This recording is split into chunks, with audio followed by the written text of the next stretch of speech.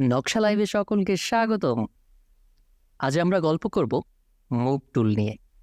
হ্যাঁ, একটা মজার বিষয় কি জানেন?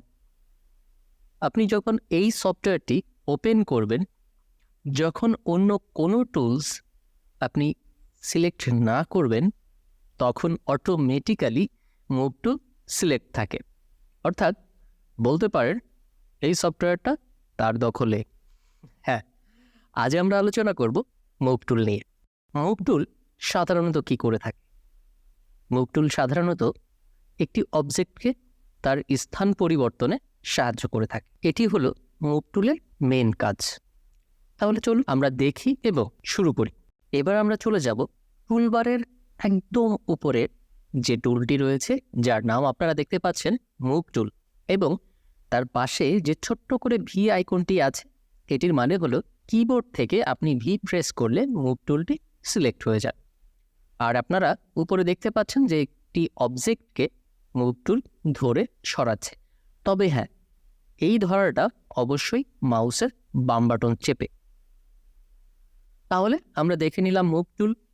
এইবার আমরা চাই একটা অবজেক্ট, অর্থাৎ আমি ডেস্কটপ থেকে দুটি ইমেজ ওপেন করছি, সিলেক্ট করলাম এবং পূর্বের নাই আমরা ওপেনে ক্লিক করলাম এবং আমার ইমেজ দুটি আলাদা ডকুমেন্টে চলে আসবে।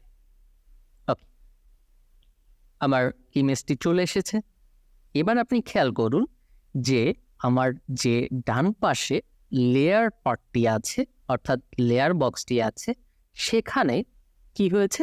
সেখানে ব্যাকগ্রাউন্ড লেখা আছে, অর্থাৎ এটি লক আছে, ডান পাশে লক আইকন আছে। যখন ডাবল ক্লিক করব ঠিক এইভাবে একটি পপ আপ বক্স আসবে, ওকে করব, এটি একটি সাধারণ লেয়ারে পরিণত হলো। ঠিক একই রূপ খেয়াল করুন যে এটি যখন ব্যাকগ্রাউন্ড রয়েছে এবং যখন লক রয়েছে, তখন আমি যদি একে মুভ করাইতে চাই মাউসের বাম বাটন ধরে, দেখুন তখন একটি মেসেজ আসছে, কনভার্ট টু নর্মাল লেয়ার, অর্থাৎ এটিকে ওই ব্যাকগ্রাউন্ড থেকে সরিয়ে নর্মাল লেয়ারে আনতে বলছে। দেখুন আমরা যখন ওকে ক্লিক করলাম তখন এটি নর্মাল লেয়ারে চলে আসলো এবং এটি এখন মুভ করতে পারছি আমরা আমাদের ইচ্ছা মতো। যেখানে আপনি মাউসের বাম বাটন ধরে নিয়ে যাবেন সেখানে এটি মুভ হবে। দেখুন, তাহলে মুভ করার জন্য আপনাকে অবভিয়াসলি নর্মাল লেয়ারে রাখতে হবে, ব্যাকগ্রাউন্ডে রাখলে হবে না। এরপর আমরা দেখব যে এটি আর কি কাজ করে। আরও একটি কাজ করে, তবে সেটার জন্য আমাদের ছোট্ট একটা হেল্প লাগবে, কন্ট্রোল টি। হ্যাঁ, কন্ট্রোল টি এর একটা ছোট্ট হেল্প প্রয়োজন। তার আগে বলে দিই কন্ট্রোল টি আপনাকে কি করে দিবে। কন্ট্রোল টি আমাদের, আপনারা যারা ইলাস্ট্রেটরের টিউটোরিয়ালগুলো দেখেছেন আপনাদের মনে থাকবে যে আমরা ইলাস্ট্রেটরের সিলেকশন টুল দিয়ে যদি কোনো কিছু ক্লিক করতাম তাহলে একটি বাউন্ডিং বক্স সহ ওই অবজেক্টটি সিলেক্ট হতো। ফটোশপের ক্ষেত্রে এসে মুভ টুল দিয়ে যখন আমরা কোনো কিছুতে ক্লিক করি সেটা লেয়ারটি অ্যাক্টিভ হয়, অর্থাৎ যে অবজেক্টের উপরে আপনি ক্লিক করবেন সেই অবজেক্ট যে লেয়ারে আছে সেই লেয়ারটা অ্যাক্টিভ হবে, কিন্তু বাউন্ডিং বক্সটা আসবে না।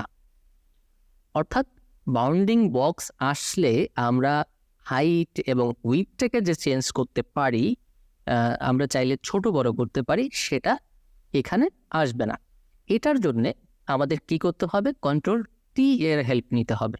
অর্থাৎ কিবোর্ড থেকে কন্ট্রোল টি প্রেস করলে বাউন্ডিং বক্সটি ঠিক এইভাবে শো করবে।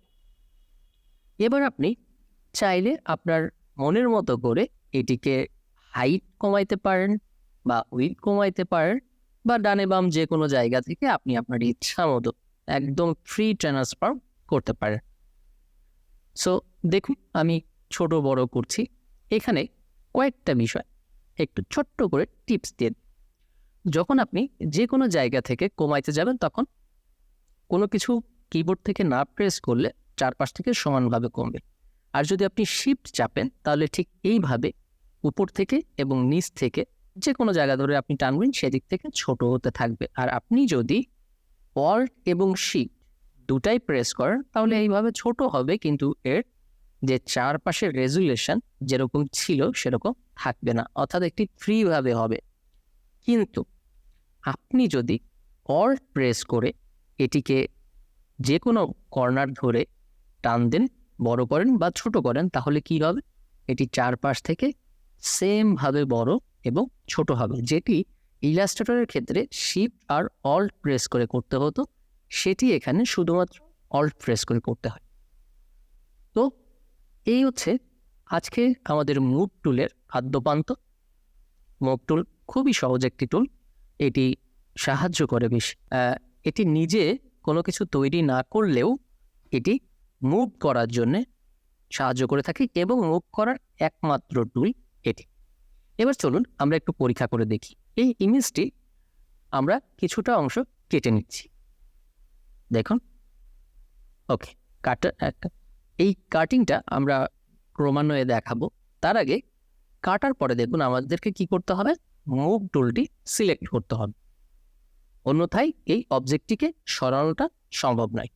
মুভ টুলটিকে সিলেক্ট করলাম এবং আমাদের কাটা অংশটি আমরা যে কোনো জায়গায়, আমরা যে জায়গা প্রয়োজন সেই জায়গায় বসিয়ে দিতে পারি। তাহলে কি হলো? মুভ টুল আমাদের কিভাবে সাহায্য করছে? মুভ টুল আমাদের অবজেক্টকে এক জায়গা থেকে অন্য জায়গায় স্থানান্তরিত করছে। আর কি করছে? আমরা যদি কন্ট্রোল টি এর সহযোগিতা নিই, তাহলে কি করছে? সেটিকে ছোট বড় করার জন্য সাহায্য করছে। এটি ছিল মুভ টুলের কাজ। আজকের গল্প এই পর্যন্তই। পরবর্তী গল্প নিয়ে আবারও দেখা হচ্ছে। ভালো থাকবেন সবাই।